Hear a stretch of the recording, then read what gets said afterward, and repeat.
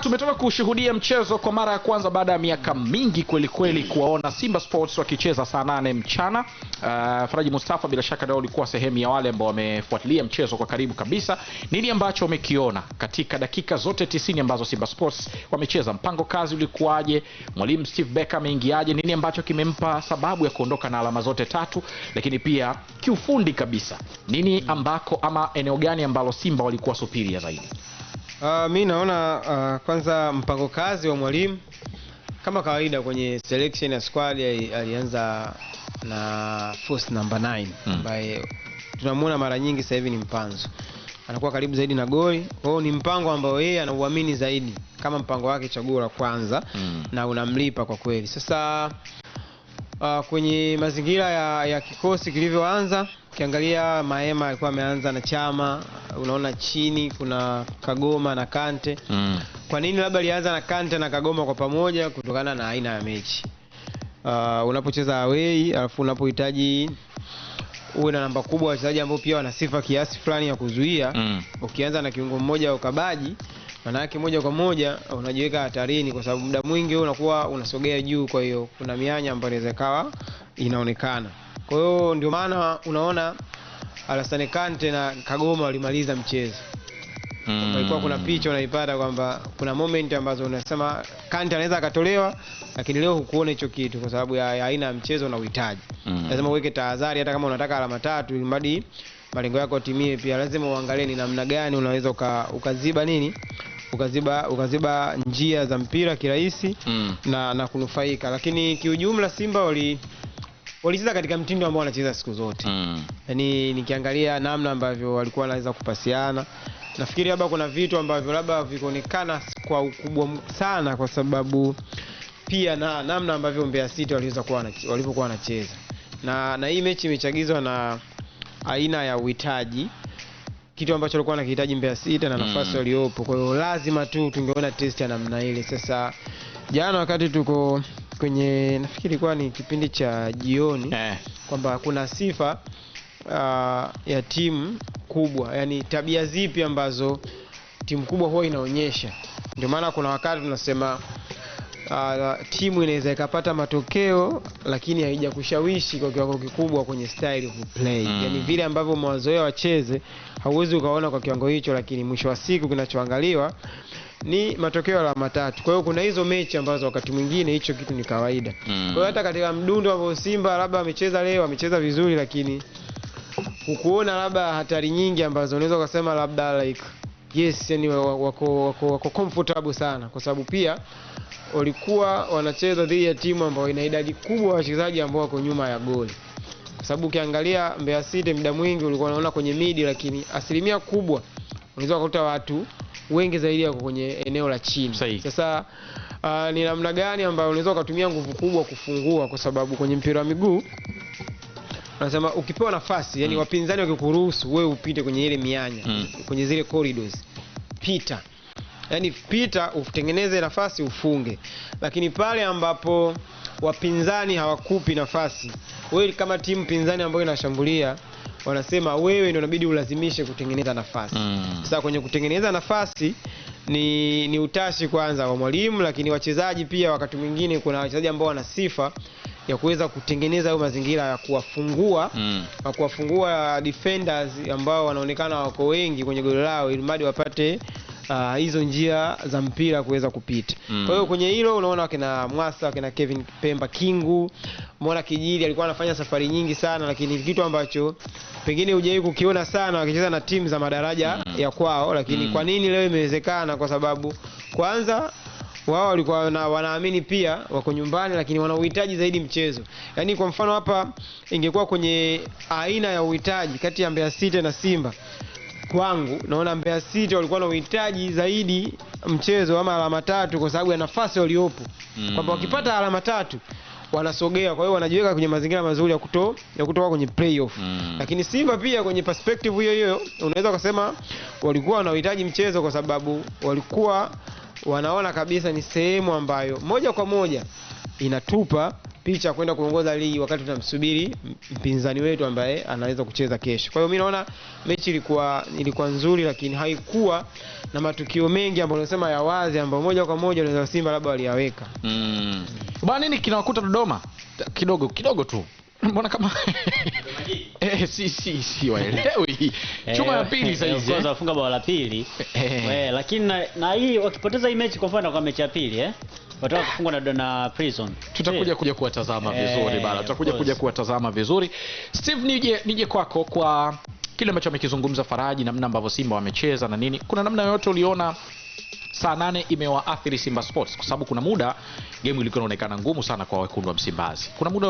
Kuna namna yoyote umeona kama muda mchana, jua kali, nini imeweza kuwa imewaathiri hivi? Inaweza ikawa haionekana moja kwa moja, lakini kusema kweli kucheza saa 8 ni wakati ambao hata timu zingine wakati zinacheza huwa zinaumia. Kwa hiyo ni athari ambayo na uhakika itakuwa imewaathiri Simba, itakuwa imewaathiri Mbeya City, na huwa inawaathiri watu wote ambao wanacheza muda wa saa 8 kutokana na joto ambalo linakuwepo muda huo. Na ninachokiona ni kwamba ni namna ambavyo wachezaji walikuwa wanawajibika kiwanjani, ni namna ambavyo walimu wawili waliandaa mpango wa mechi kuelekea kwenye mchezo. Na kwa upande wangu, kwa timu zote mbili kuna asilimia ambazo kila mtu alifanikiwa. Kwa sababu licha ya Mbeya City kupoteza mchezo, lakini kuna baadhi ya vitu positive ambavyo vimeonekana, na mwalimu anaweza akasema okay, najivunia, then mchezo unaofuata naweza nikahakikisha naanzia kujenga kuanzia hapo. Kwa mfano kwenye namna ambavyo Mbeya City wamejilinda. Unajua leo dakika 90 za mchezo Simba wamepiga shoot on target 2 tu, na hilo goli moja manake ndo limekuwa ni goli, alafu hilo lingine ndo mlinda mlango ameweza kucheza mpira.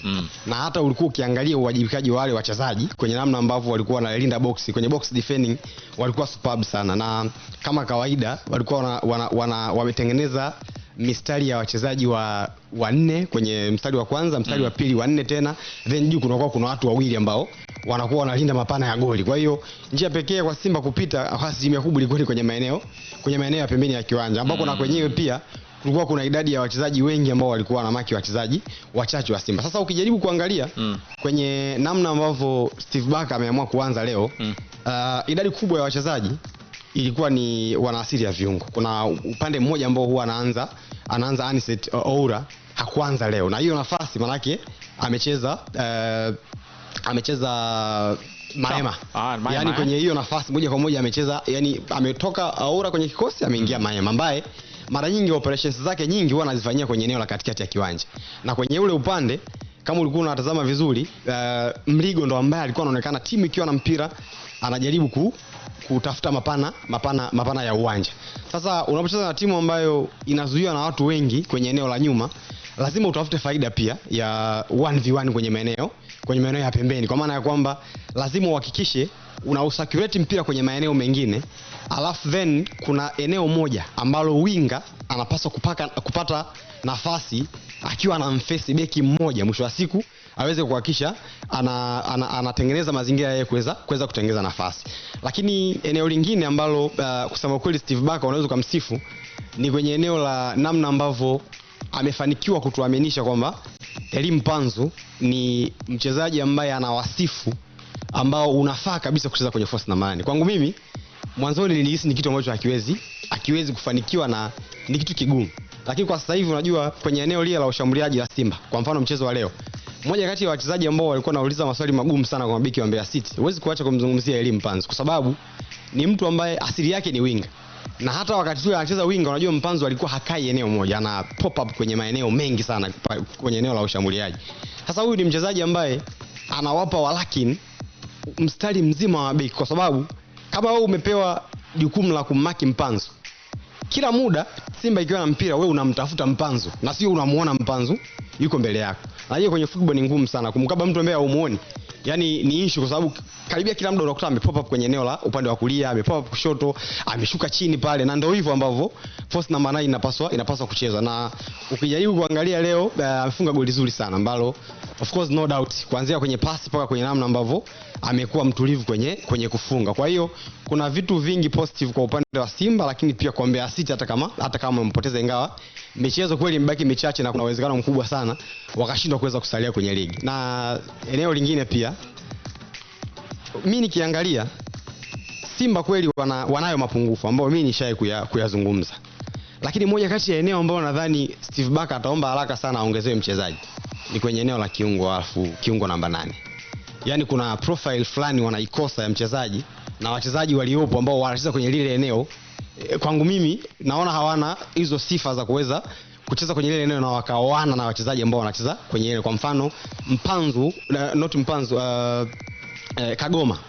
Kagoma ni sitting midfielder. Yeye atataka awe pale chini, ai protect back four yake. Pembeni yake kunapaswa kuwa na mtu ambaye typical box to box. Sawa. Sasa huyo ndo aina ya mchezaji ambaye natamani Simba kwenye dirisha la usajili wakamtafute. Tutakuja hapo. Bwana, huyu mtoto Yusuf Hamis Saddam maarufu zaidi kama Mashaka, bala lake ni kubwa. Assist ya pili anaiweka hapa kwenye mchezo wa hii leo. Na hii ya pili bana imekuwa moja kati ya assist bora. Kwanza kamlambisha mtu nyasi. Alafu utulivu aliofanya Mashaka ndio utulivu ambao Elie Mpanzu ametufanya hapa tuwe tunamjadili. Kamkomba mtu vizuri, kakaa chini, alafu kauweka mpira na kushoto, kauweka juu. Umri mdogo, anaendelea kuaminiwa. Tutakuja kuutazama mchezo huu, lakini Singida mpaka wakati huu 3, Dodoma Jiji 0. Mambo yanazidi kuwa magumu kwa upande wa Dodoma Jiji. Alex Ngereza, turudi tena na tutazame sasa mchezo kati ya Simba Sports na Mbeya City, mechi ambayo imetamatika punde tu kabla ya saa 10 kamili nafikiri. Imetamatika mechi ambayo ilianza saa 8. Tumemzungumza hapa Elie Mpanzu na umemsikia kile ambacho amekisema Steve Jema, faida ambayo sijui ni kitu gani ambacho labda Steve Barker alianza kukiona mapema wakati wengine wakiona, kwa sababu mimi hapo utanisaidia.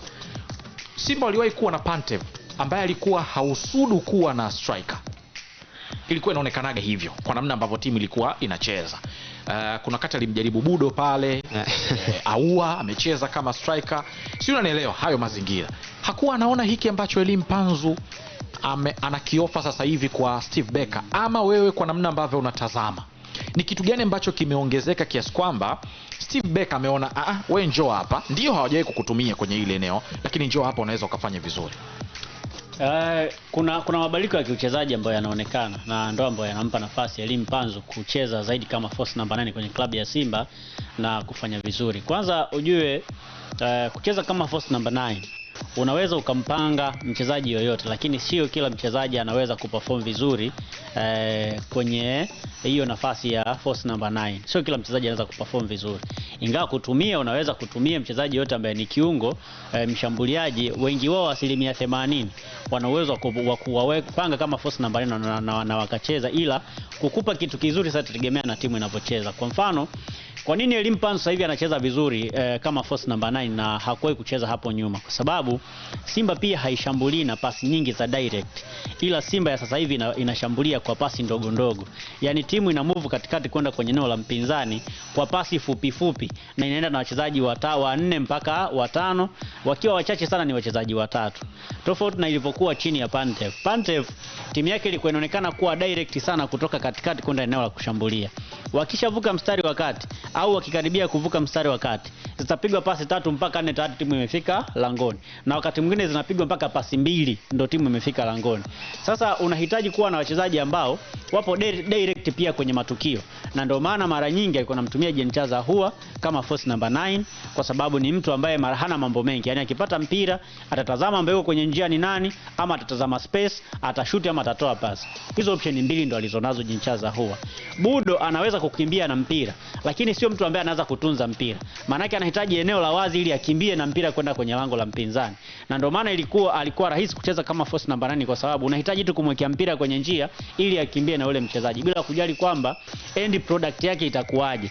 Lakini kwa sababu ana speed, ana uwezo wa kukimbia na mpira, ilikuwa inampa urahisi mwalimu Pantev kumtumia, kitu ambacho ukija kukitazama kwa Elie Mpanzu, yeye sio mchezaji wa hivyo.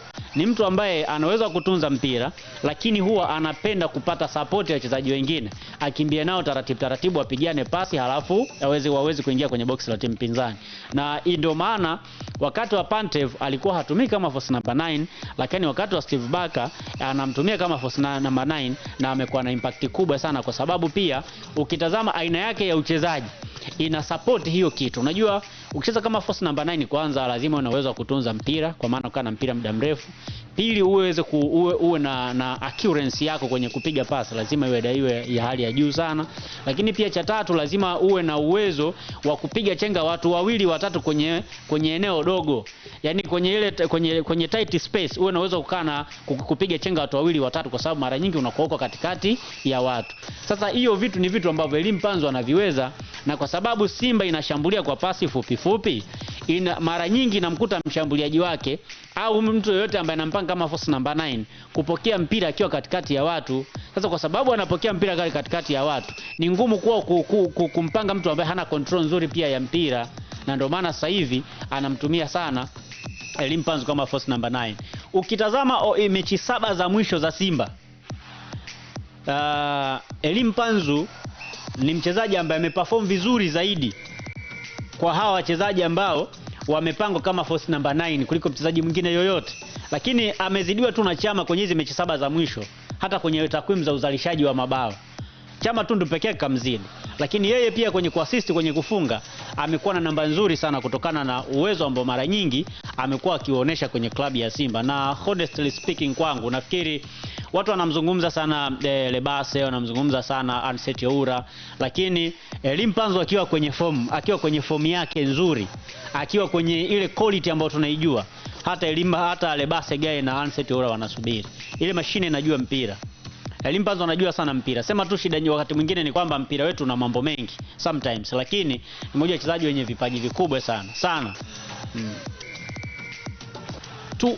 Tulitazame sasa bao ambalo Elie Mpanzu amefunga. Sio kila mtu anaweza kufunga katika mazingira namna ile. Inawezekana kila mtu anaweza akafunga pale, lakini sio kila mtu anaweza akafunga kwenye mazingira na mtindo ambao amefunga Elie Mpanzu. Pitishe bao lile na credit tumpe nani? Manake pale niliona pasi moja murwa sana ya Clatous Chota Chama, lakini pia umaliziaji wa viwango vya juu kabisa. Umeona ile pasi aliyopiga Chama?